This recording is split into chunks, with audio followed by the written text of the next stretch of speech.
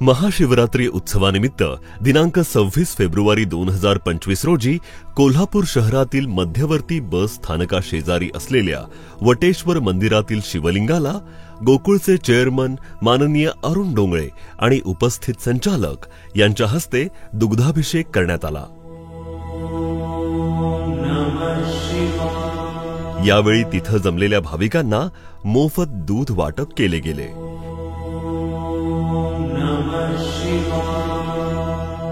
भाविकांसाठी मंदिरासमोर गोकुळचा स्टॉल उभारून सवलतीच्या दरामध्ये गोकुळ बासुंदीची विक्री करण्यात आली।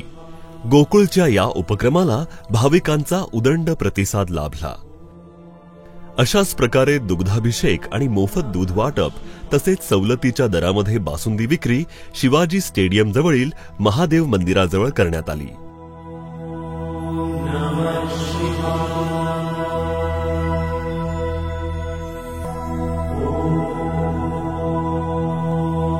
नमः शिवाय।